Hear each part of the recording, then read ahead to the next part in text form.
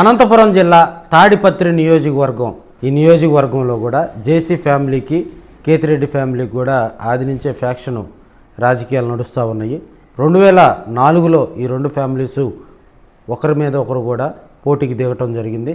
జేసీ దివాకర్ రెడ్డి కాంగ్రెస్ వైపు, అదేవిధంగా తెలుగుదేశం వైపు నుంచి కూడా కేతిరెడ్డి సూర్యప్రతాప్ రెడ్డి గారు ఇద్దరు ఒకళ్ళ మీద ఒకళ్ళు పోటీ చేసుకోవడం జరిగింది. ఆ ఎన్నికల్లో 7,000కు పైగా ఓట్లతోటి కూడా జేసీ దివాకర్ రెడ్డి గెలుపొందడం జరిగింది.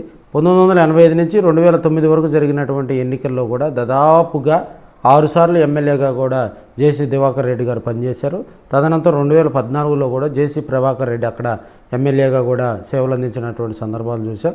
2019లో ఎన్నికల స్ట్రాటజీలు కూడా 2004లో ఏ ఫ్యామిలీస్ అయితే అక్కడ కేతిరెడ్డి ఫ్యామిలీ, అదేవిధంగా జేసీ ఫ్యామిలీ 2019లో కూడా ఇద్దరు పోటీలో నుంచోవడం జరిగింది. ఈసారి జేసీ ప్రభాకర్ రెడ్డి కొడుకు కూడా అస్మిత్ రెడ్డి గారు కూడా అక్కడ కేతిరెడ్డి పెద్దారెడ్డి మీద కూడా ఎన్నికల్లో నుంచోవడం జరిగింది. వారిద్దరు కూడా 2019 ఎన్నికల్లో ఫస్ట్ ఎన్నికల్లో పోటీ చేయడంతో కూడా కేతిరెడ్డి పెద్దారెడ్డిని అక్కడ ఉన్నటువంటి నియోజకవర్గ ప్రజలు ఆశీర్వదించడం, ఆయన ఎమ్మెల్యేగా గెలుపొందడం జరిగింది. 2024 ఎన్నికల్లో కూడా వాళ్ళిద్దరే పోటీ చేయడం జరిగింది. వైసీపీ తరఫున పెద్దారెడ్డి, టీడీపీ తరఫున కూడా అస్మిత్ రెడ్డి పోటీ చేయడం జరిగింది.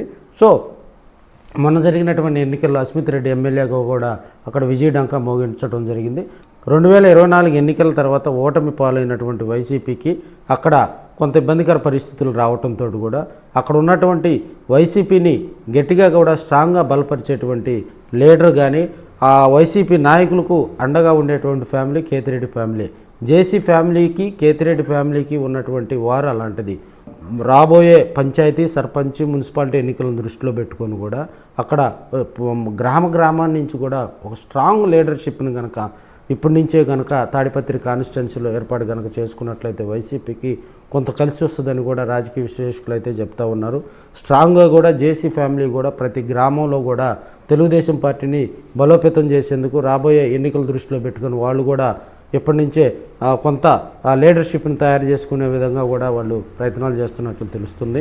తాడిపత్రి నియోజకవర్గంలో ఎలాంటి మార్పులు జరుగుతాయని కూడా ఆంధ్రప్రదేశ్ ప్రజలందరూ ఎదురు చూస్తూ ఉన్నారు. జమ్మల మడక, పులివెందుల కాన్స్టిట్యున్సీ అనుకుని కూడా తాడిపత్రి ఉంటుంది కాబట్టి సో ఇప్పుడున్న పరిస్థితుల్లో కూడా ఒక స్ట్రాంగ్గా కూడా వైసీపీని అక్కడ బలోపేతం చేసేందుకు కూడా మరి జగన్మోహన్ రెడ్డి ఎలాంటి చర్యలు తీసుకుంటారు, అక్కడ ఉన్నటువంటి ఎమ్మెల్యే ఆధ్వర్యంలో కూడా టీడీపీ ఎలాంటి రానున్న రోజుల వ్యూహాలకు చెక్కు పెడతారనేది కూడా మనం వెయిట్ చూడాలి మరి.